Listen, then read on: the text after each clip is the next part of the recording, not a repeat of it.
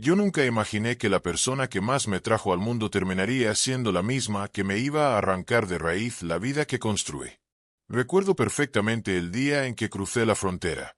Tenía apenas 19 años y el corazón lleno de ilusiones. Mi madre, que ya vivía en California desde hacía un tiempo, fue quien me convenció de arriesgarme. «Hijo, aquí vas a tener oportunidades que nunca tendrás allá», me dijo una noche por teléfono. Yo la creí.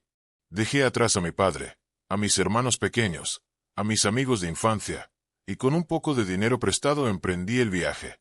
La travesía no fue fácil. No quiero detenerme demasiado en eso, porque todavía me duele recordar cada paso en el desierto, cada gota de sudor, cada temor a ser detenido. Pero lo logré. Llegué, con los pies llenos de ampollas y los sueños intactos. Y ahí estaba ella, mi madre, esperándome en una parada de autobús en Los Ángeles. Nunca olvidaré cómo me abrazó. Sentí que todo valía la pena. Los primeros años fueron de sacrificio absoluto. Trabajé en lo que fuera: construcción, limpieza, cocina, recogiendo frutas. Nunca me quejé. Siempre repetía en mi cabeza: esto es temporal, esto es para construir un futuro. Con el tiempo conseguí un empleo más estable en una empresa de remodelación de casas. 11 años de esfuerzo continuo, de levantarme antes del amanecer y regresar de noche, con las manos llenas de polvo y la espalda adolorida. Pero no todo fue sufrimiento. En esos 11 años también conocí gente que se volvió como mi familia. Amigos de trabajo, vecinos que me apoyaron, compañeros de iglesia que siempre me recordaban que Dios no abandona. Y claro, estaba mi madre. Ella era la razón principal por la que yo aguantaba todo. Yo pensaba que lo hacíamos juntos, que estábamos luchando por el mismo sueño: ahorrar, comprar una casa, tener estabilidad. Con los años, yo empecé a mandar dinero también a mi padre y a mis hermanos que se habían quedado en México. Quería que todos estuviéramos bien. No era fácil, porque aquí la vida en California es cara, pero lo hacía con gusto. Al fin y al cabo, ¿qué sentido tenía trabajar tanto si no era para darles una vida mejor a los míos? Lo que yo no sabía es que mientras yo me desvivía por todos, la traición más grande se iba cocinando en silencio dentro de mi propio hogar. Todo comenzó con pequeñas discusiones. Mi madre me reclamaba dinero constantemente. Yo le pagaba la renta, los servicios, contribuía con la comida, y además le daba extra para sus gastos. Pero para ella nunca era suficiente. «Hijo, tienes que entender que aquí todo cuesta, que yo también tengo necesidades», me decía. Yo asentía y seguía trabajando más. Me anotaba en horas extras, aceptaba trabajos los fines de semana, cualquier cosa para no fallarle. Con el tiempo, noté que ella se vestía con ropa nueva, tenía joyas que antes no usaba, hacía viajes cortos a Las Vegas con unas amigas. Yo no decía nada, porque pensaba: se lo merece, ha trabajado tanto en su vida, que disfrute un poco. Pero dentro de mí empezaba a crecer una incomodidad, una sensación de que algo no estaba bien.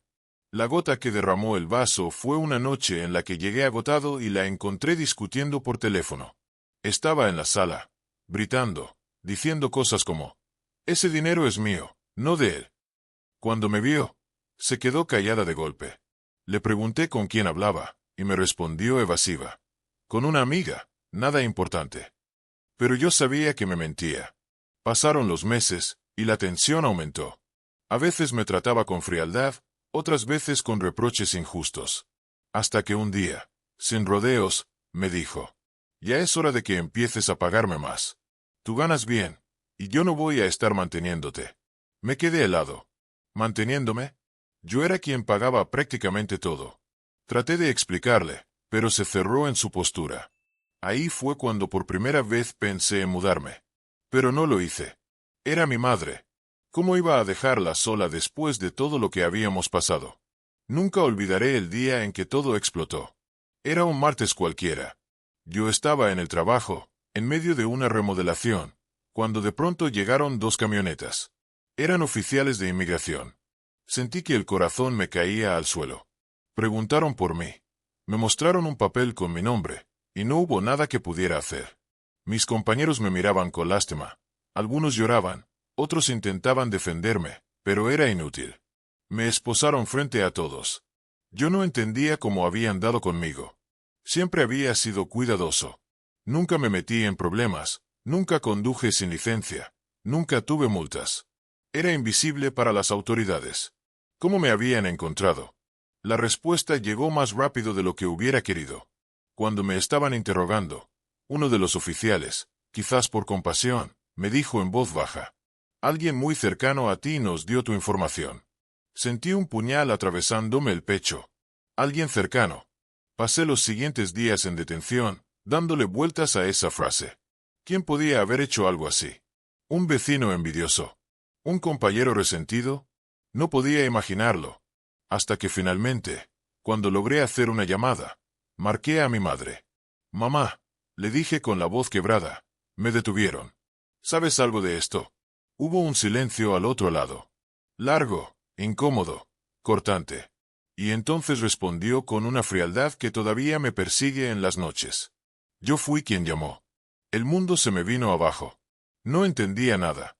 Tartamudeé, preguntándole por qué. ¿Qué había hecho yo para merecer eso? Y ella, con un tono seco, me dijo: «No quiero que sigas aquí ilegal, trayendo problemas. Además, tú ya no me ayudas como antes. Estás pensando más en tu padre y en tus hermanos que en mí». No podía creer lo que escuchaba. ¿Era en serio? ¿Era esa la razón por la que me estaba entregando, condenándome a perder 11 años de esfuerzo? Intenté razonar con ella, recordarle todo lo que había hecho, pero no hubo manera. Terminó la llamada diciendo: «Lo hice por tu bien. Algún día me lo vas a agradecer». Colgué con las manos temblando, con un nudo en la garganta tan fuerte que apenas podía respirar. Ahí, encerrado entre 4 paredes, entendí que la persona que más debía protegerme había sido la misma que me había traicionado de la peor forma. Los días siguientes fueron un infierno. No podía dejar de pensar en todo lo que había construido en California. Mis amigos, mi trabajo, mis planes de futuro. Todo eso estaba en riesgo de desaparecer. Y todo por culpa de mi madre. Lloraba en silencio por las noches. Recordaba cuando era niño y soñaba con tener una vida mejor, con sacarla adelante, con ser motivo de orgullo. Y ahora era el motivo de su traición. Lo más duro no era el miedo a la deportación. Lo más duro era aceptar que mi madre me había visto como un estorbo, como una carga. Y en medio de todo ese dolor, algo dentro de mí empezó a quebrarse. La historia apenas comienza. En la parte 2 les voy a contar lo que sucedió después de mi detención, las personas que aparecieron en mi camino, y cómo descubrí que la traición de mi madre iba mucho más allá de lo que yo pensaba. Si quieren seguir escuchando esta historia, no olviden suscribirse al canal, dejar un like y comentar desde qué ciudad me están viendo. Eso me ayuda mucho a seguir compartiendo estas vivencias. Dicen que la traición más dolorosa no viene de los enemigos, sino de la gente que amas. Y yo lo comprobé de la manera más cruel. Allí estaba yo, detenido en un centro de inmigración, con el corazón hecho pedazos después de escuchar de labios de mi propia madre que ella había sido quien me denunció. No podía dejar de repetirme esas palabras en la cabeza. Yo fui quien llamó. Era como un eco constante, un martillazo que me arrancaba el aire. Los días en detención son lentos, pesados, llenos de incertidumbre. El tiempo no pasa, las paredes parecen cerrarse, y la mente juega con tus recuerdos. Yo repasaba cada instante de mi vida en California, mis jornadas de trabajo, las risas con mis compañeros, las noches en que soñaba con ahorrar lo suficiente para comprar una casa. Y al mismo tiempo, recordaba las veces que mi madre me abrazó, que me dijo que yo era su orgullo. ¿Cómo podía ser la misma mujer la que ahora me había entregado a las autoridades? El centro donde estaba era un lugar frío. Dormíamos en literas de metal, con cobijas delgadas que apenas cubrían del frío nocturno. La comida era casi incomible, y el silencio de los demás detenidos solo se rompía por llantos ahogados o llamadas telefónicas cortas. Un día, un muchacho hondureño que compartía celda conmigo me preguntó: «Hermano, ¿quién te denunció?». Yo dudé en responder, pero al final le dije la verdad. Mi propia madre. Me miró con los ojos muy abiertos, como si no pudiera creerlo. Bajó la cabeza y dijo en voz baja: «Eso sí que duele más que la deportación». Tenía razón. Un abogado de oficio vino a verme. Me explicó que mi caso era complicado, que después de 11 años sin papeles y con la denuncia explícita, era casi imposible evitar la deportación. Intentó darme ánimos, pero sus palabras sonaban huecas. Yo asentía, aunque por dentro ya sentía que mi vida en Estados Unidos estaba acabada. Sin embargo, lo que más me atormentaba no era el futuro, sino el pasado. Yo necesitaba entender por qué mi madre lo había hecho. ¿Era solo por dinero? ¿Por egoísmo? ¿Por enojo? No podía aceptar que fuera solo eso. Tenía que haber algo más. Cuando volví a llamarla desde el teléfono del centro, intenté hablar con ella de nuevo. La conversación fue corta, pero brutal. «Mamá, ¿por qué?», le pregunté casi suplicando. «Porque te estabas olvidando de mí. Todo el dinero lo mandabas a tu padre y a tus hermanos. Yo me cansé de ser la última en tu lista». Su voz era dura, sin un rastro de arrepentimiento. Yo traté de explicarle que no la había olvidado, que todo lo que hacía era también por ella, pero no quiso escuchar. «Ya no hay vuelta atrás», me dijo antes de colgar. Ahí entendí que no solo me había traicionado, sino que no sentía culpa alguna. Con el paso de los días, empecé a hablar con más detenidos. Escuchar sus historias era una manera de distraerme. Cada uno tenía un relato de dolor, de sueños rotos. Pero en muchos de ellos había un denominador común: la traición.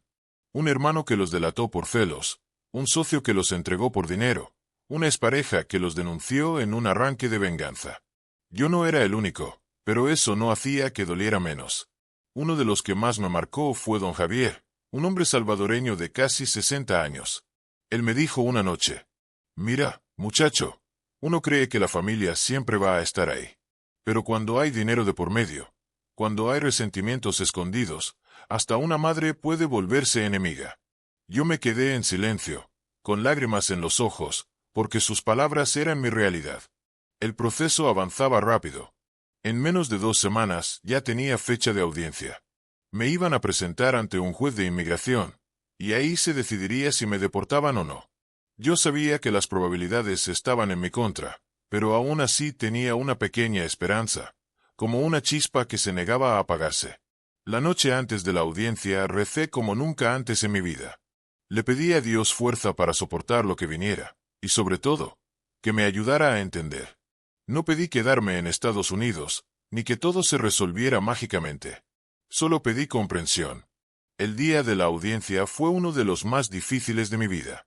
Me pusieron un uniforme naranja, me esposaron de manos y pies, y me llevaron a una sala pequeña donde estaba el juez, mi abogado, y un fiscal de inmigración. El juez me preguntó cosas básicas: mi nombre, de dónde venía, cuánto tiempo llevaba en el país. Contesté todo con la voz entrecortada. Mi abogado intentó argumentar que yo era un trabajador honesto, que no tenía antecedentes, que había contribuido a la comunidad. Pero el fiscal fue implacable.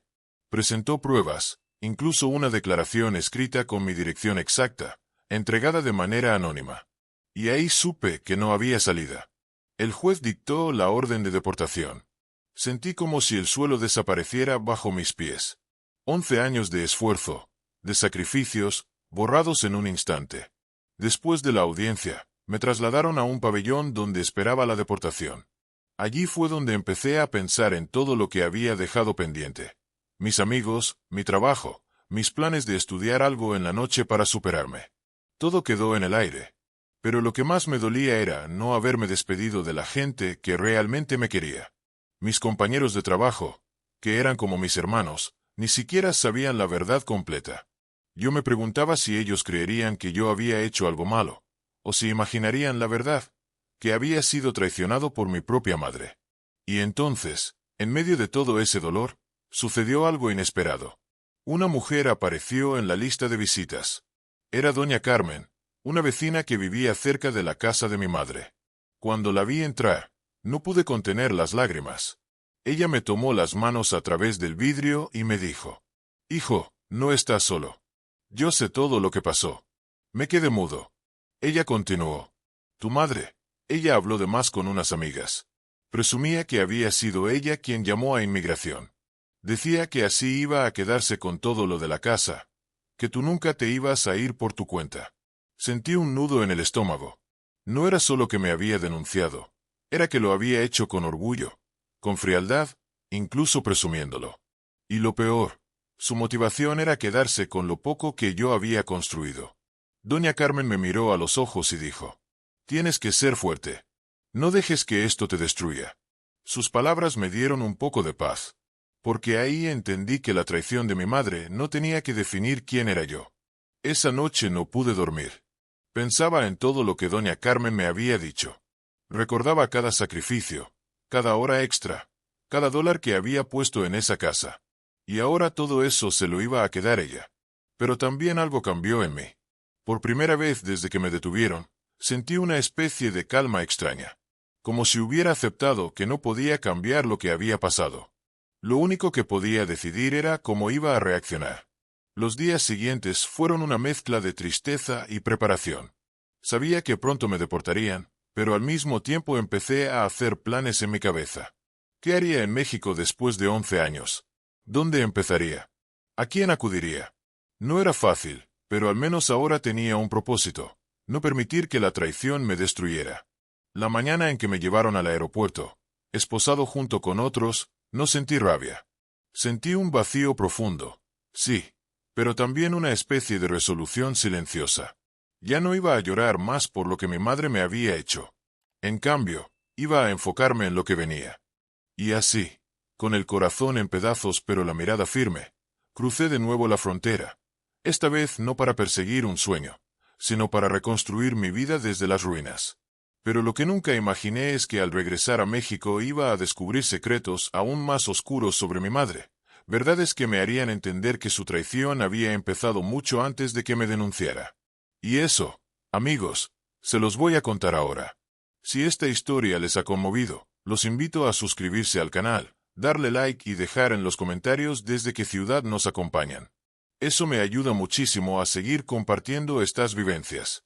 Cuando el avión tocó tierra en México, sentí como si estuviera aterrizando en un lugar extraño, aunque fuera el mismo país donde había nacido. Después de 11 años en California, regresar no era volver a casa, era empezar desde cero en un mundo que me resultaba ajeno. Me bajé con una bolsa transparente en la mano, lo único que me dejaron llevar, una muda de ropa, un par de papeles y nada más.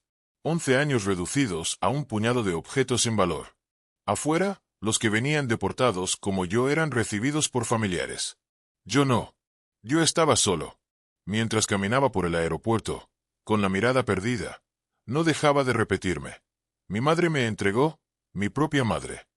Esa frase era como un cuchillo que se clavaba cada vez más profundo.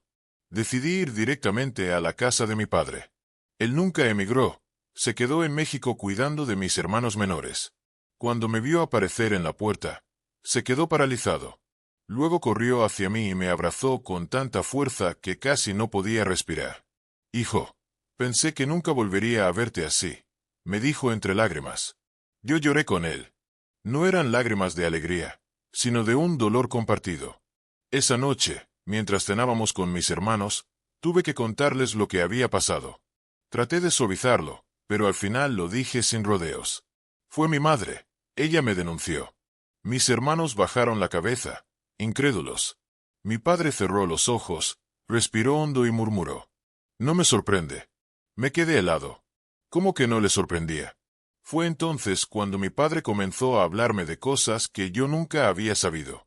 Me contó que, incluso antes de que yo emigrara, mi madre había cambiado mucho, que siempre estuvo obsesionada con el dinero, con aparentar más de lo que tenía, que en el pasado ya había traicionado la confianza de otros. «Tú la idealizabas, hijo», me dijo con voz cansada. «Pero tu madre siempre pensó primero en ella misma». Yo no podía creer lo que escuchaba. Para mí, ella había sido una mujer trabajadora, una luchadora que había salido adelante en Estados Unidos. Pero mi padre me pintaba otra imagen: una mujer ambiciosa, manipuladora, capaz de pasar por encima de quien fuera con tal de obtener lo que quería. «Tu madre y yo nos separamos por eso», añadió. «Porque descubrí que me ocultaba dinero, que jugaba con mis espaldas». Esa noche no dormí. Me quedé pensando en todas las veces que yo había creído que ella se sacrificaba por mí. ¿Y si todo había sido una ilusión? ¿Y si desde el principio yo solo había sido una herramienta para sus propios intereses? Los días siguientes fueron un caos emocional. Por un lado, Trataba de adaptarme a mi nueva vida en México, buscar trabajo, poner en orden mis papeles, acostumbrarme a un ritmo que ya no era el mío. Por otro lado, dentro de mí hervía la necesidad de entender más sobre mi madre. Comencé a preguntar a conocidos, a familiares lejanos. Poco a poco fui armando un rompecabezas oscuro. Resulta que mientras yo trabajaba como un esclavo en California, enviando dinero y confiando ciegamente en ella, mi madre había construido una vida a su manera, gastando sin control, rodeándose de gente interesada, presumiendo lo que no era suyo. Un primo lejano me contó algo que me dejó frío. Ella decía que tú estabas obligado a mantenerla, que era tu deber, y si no lo hacías, te iba a hacer pagar. Yo no quería creerlo, pero cada testimonio, cada historia, coincidía. Mi madre no me había denunciado por un arrebato. Lo había planeado. Un día recibí una llamada inesperada desde Estados Unidos. Era Luis, mi mejor amigo de trabajo en la empresa de remodelación. Su voz sonaba apagada. «Hermano, me enteré de todo», me dijo. Le conté lo que había pasado y cómo había descubierto que mi madre lo presumía entre sus amigas. Hubo un silencio largo, y luego él me dijo algo que me dejó aún más desconcertado. «Pues aquí las cosas no están bien. Tu mamá anda diciendo que ahora la casa es de ella, que tú ya no vas a regresar, que lo tuyo le pertenece». La rabia me recorrió el cuerpo como fuego. No solo me había traicionado, también estaba disfrutando de quedarse con todo lo que yo había construido con mis manos. La impotencia me consumía. Desde México no podía hacer nada legalmente, porque yo nunca puse la casa a mi nombre, siempre confié en ella. Todo estaba bajo su control. Y ahora, esa confianza se había convertido en mi perdición. Me preguntaba, ¿de qué sirve trabajar tanto si al final la persona que más amas es la que te destruye? Mis días se llenaron de recuerdos mezclados con resentimiento. Veía mis manos llenas de cicatrices de tanto cargar madera, martillar, mezclar cemento. Cada marca era una prueba de mis sacrificios. Y ahora esas marcas no me daban orgullo, sino tristeza. Un fin de semana, mientras ayudaba a mi padre a reparar una puerta vieja, él me dijo algo que me marcó. «Hijo, tienes que soltar ese odio. Si no, ella te va a seguir controlando desde lejos». Pero era más fácil decirlo que hacerlo. ¿Cómo soltar algo tan doloroso? ¿Cómo dejar ir 11 años de esfuerzo arrebatados de la forma más cruel? Poco después recibí un mensaje por WhatsApp de un número desconocido. Cuando lo abrí, me quedé helado. Era mi madre.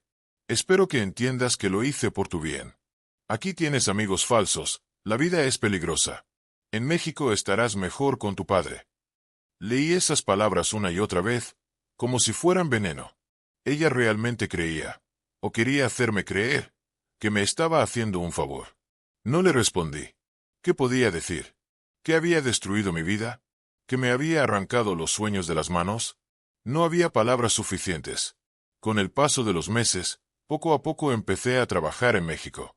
Conseguí empleo en la construcción, algo parecido a lo que hacía en California, pero por una fracción del sueldo. Era duro, pero al menos me mantenía ocupado. Sin embargo, la herida emocional seguía abierta. Cada vez que me pagaban, pensaba en cuánto había ganado en Estados Unidos, en lo que podría haber ahorrado, en lo que ya no existía porque todo se lo había quedado ella. Pero lo peor estaba por venir. Un día, mi hermano menor llegó a casa con el rostro desencajado. Me dijo que había visto publicaciones en redes sociales de mi madre en California. Fotos de fiestas, de viajes, de cenas elegantes. Y lo más doloroso, se refería a la casa como su hogar, mostrando todo como si fuera el fruto de su esfuerzo. Me enseñó una foto donde ella posaba frente al garaje que yo había pintado con mis propias manos, sonriendo como si nada. Sentí una mezcla de rabia, tristeza y una impotencia indescriptible. Fue entonces cuando decidí que no podía quedarme de brazos cruzados. No iba a recuperar lo material, pero sí podía recuperar mi dignidad. Tenía que enfrentarla. No sabía cómo, ni cuándo, pero en mi interior se encendió una decisión. Algún día volvería a hablar con ella cara a cara, y le diría todo lo que guardaba en mi pecho. La traición de una madre no se supera fácil.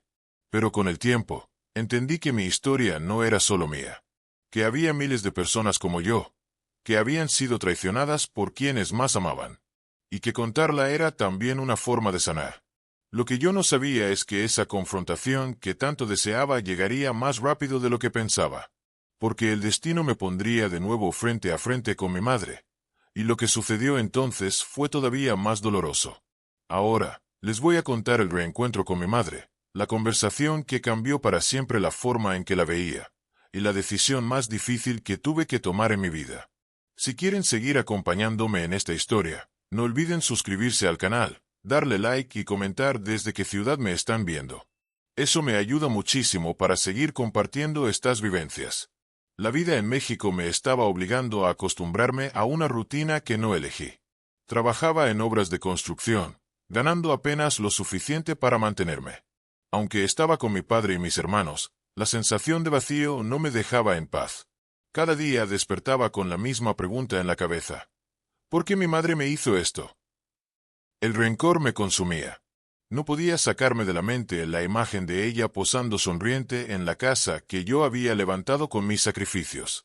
Una parte de mí quería olvidarla, borrar su recuerdo para siempre. Pero otra parte necesitaba confrontarla, mirarla a los ojos y exigirle respuestas. Y el destino, caprichoso como siempre, se encargó de cruzarnos de nuevo. Todo empezó con una llamada inesperada. Estaba en el trabajo, cargando sacos de cemento, cuando mi celular vibró en el bolsillo. Contesté sin mirar el número. Era la voz de una mujer que me dejó paralizado. «Hijo, soy yo». Era mi madre. Por un momento no supe qué hacer. Las palabras se me atoraron en la garganta. Sentí un calor extraño recorrerme el cuerpo, mezcla de rabia y nostalgia. «¿Qué quieres?». Le solté con frialdad. «Quiero verte. Voy a viajar a México la próxima semana. Necesitamos hablar cara a cara». Me quedé en silencio. Parte de mí quería gritarle que no tenía nada que hablar, que me había destruido la vida. Pero otra parte, la que todavía buscaba entender, aceptó la idea. «Está bien», respondí seco. «Hablamos cuando llegues». Colgué sin despedirme.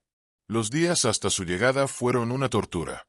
No podía dormir, me la pasaba imaginando lo que le diría. Practicaba frases en mi cabeza, imaginando discusiones, reproches, incluso insultos. Pero también, en el fondo, una pequeña voz me decía que quizá, solo quizá, ella se arrepentía. El día del encuentro llegó. Quedamos de vernos en un café del centro, un lugar neutral. Yo llegué primero. Mis manos temblaban mientras sostenía una taza que no probé. Cuando la vi entrar, mi corazón se aceleró. Ahí estaba, mi madre, vestida elegante, con ese aire de superioridad que siempre la acompañaba. Se sentó frente a mí como si nada hubiera pasado. «Hijo, ¿cuánto tiempo?», dijo con una sonrisa forzada. La miré a los ojos. No vi arrepentimiento. Vi frialdad. «No me llames hijo», respondí con la voz quebrada. «No después de lo que hiciste». La conversación que siguió fue una de las más duras de mi vida. «Yo lo hice por tu bien», insistía ella una y otra vez. «Tú estabas perdiendo tu vida allá, trabajando como un burro, olvidándote de mí, de todo lo que soy para ti». 11 años, mamá. Le grité sin poder contenerme. 11 años me maté en California, confiando en ti, mandándote dinero, soñando con que algún día íbamos a tener una vida mejor juntos. Y fuiste tú la que me entregó. Ella bajó la mirada un instante, pero luego la levantó con frialdad. «Yo merezco una vida mejor. Y tú no estabas cumpliendo como debías». Esas palabras me desgarraron. «Yo merezco». Todo giraba en torno a ella, no a nosotros, no a la familia. «¿Y qué hay de mis sueños?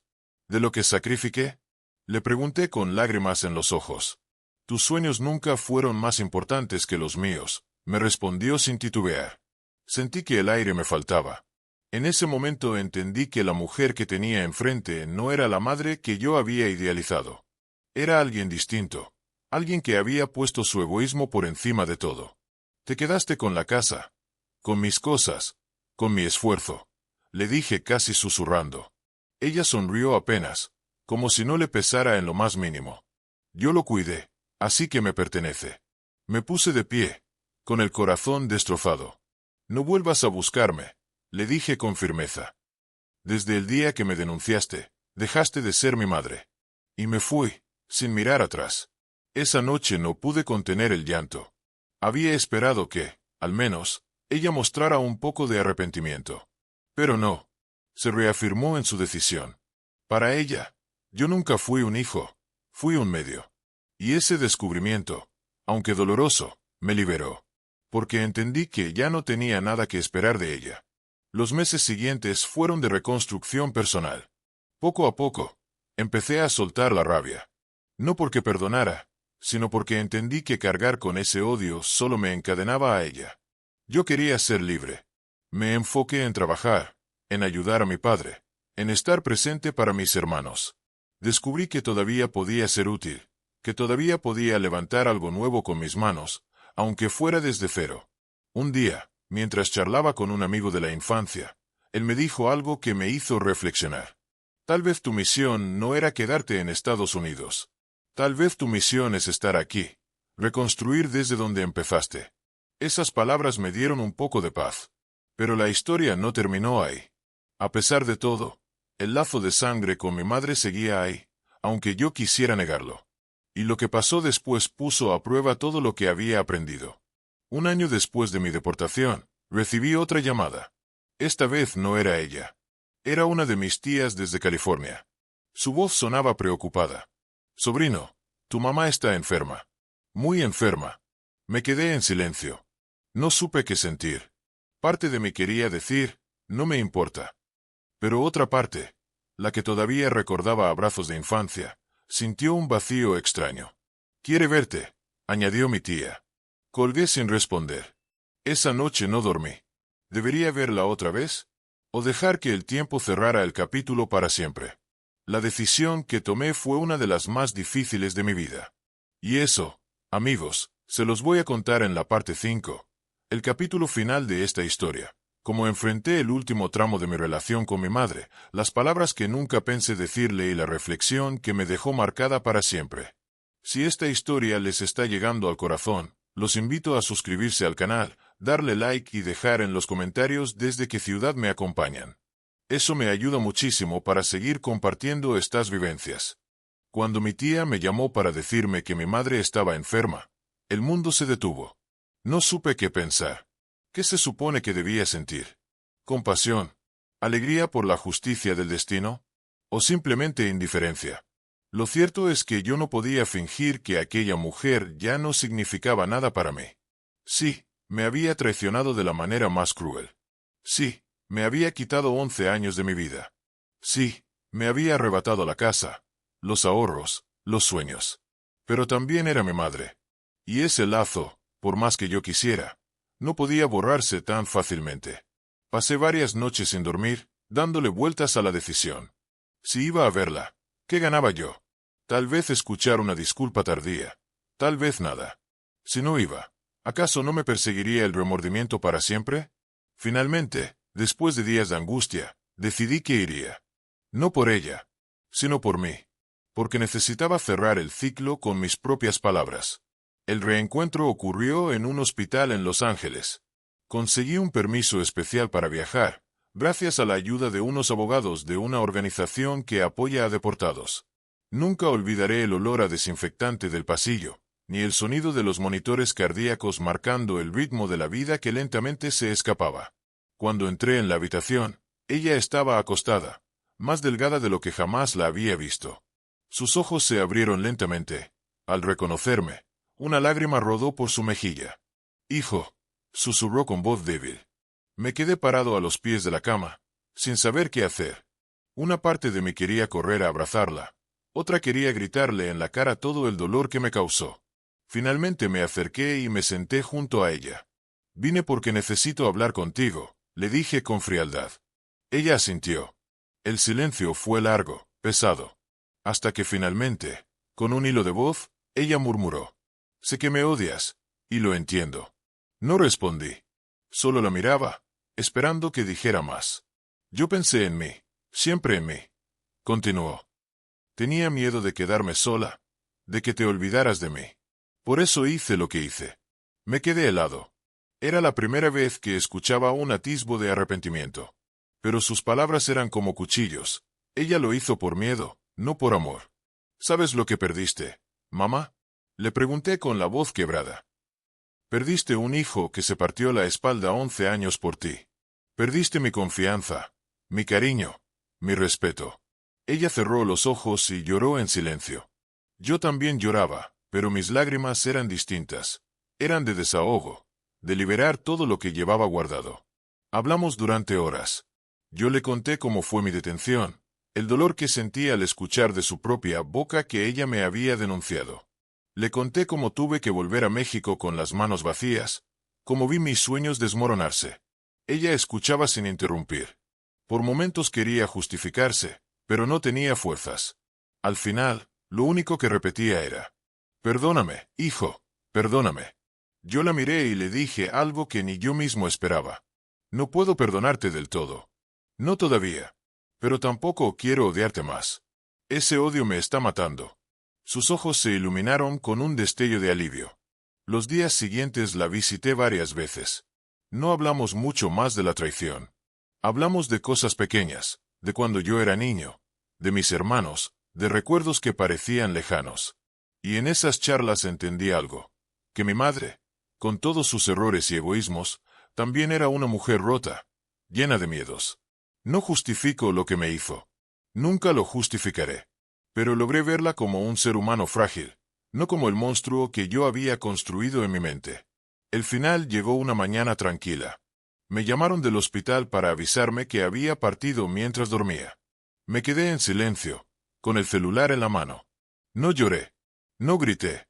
Solo sentí un vacío extraño, como si de pronto hubiera cerrado un libro que llevaba demasiado tiempo abierto. Fui al funeral. No por ella, sino por mí. Porque necesitaba despedirme.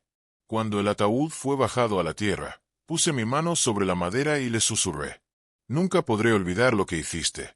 Pero tampoco voy a cargarlo más en mi espalda». Y con esas palabras, me liberé. Hoy, mientras cuento esta historia, han pasado varios años desde entonces. Mi vida no es fácil en México. Gano menos, trabajo más duro, y muchas veces siento que el sueño americano me fue arrancado. Pero al mismo tiempo, encontré algo que allá nunca tuve: paz. Aprendí que los lazos de sangre no siempre garantizan amor verdadero. Aprendí que la traición puede venir de donde menos lo esperas. Pero también aprendí que yo no soy lo que me hicieron. Soy lo que decido hacer con ese dolor. Decidí no repetir la historia. Decidí cuidar de mi padre y de mis hermanos con la misma entrega que alguna vez tuve en California. Decidí seguir trabajando, aunque sea poco, pero con la frente en alto. Y sobre todo, decidí contar mi historia. Porque sé que allá afuera hay muchos como yo, que fueron traicionados por quienes más amaban. A todos ellos quiero decirles algo. El dolor no se va de un día para otro. La herida no desaparece. Pero no dejen que la traición los defina. Ustedes valen más que eso. Ustedes pueden levantarse, aunque los hayan derrumbado. Hoy ya no sueño con recuperar lo que perdí en Estados Unidos. Sueño con construir algo aquí, en mi tierra. Sueño con darle a mis hermanos el apoyo que yo no tuve. Sueño con vivir ligero, sin cadenas de rencor. Y si algo me dejó esta experiencia, es una certeza: perderlo todo a veces es la única forma de encontrarse a uno mismo. Gracias por escuchar mi historia. Si les tocó el corazón, los invito a suscribirse al canal, dejar un like y comentar desde qué ciudad me están viendo. Así podremos seguir compartiendo estas vivencias que nos recuerdan que, incluso en medio del dolor más grande, siempre hay una luz de esperanza.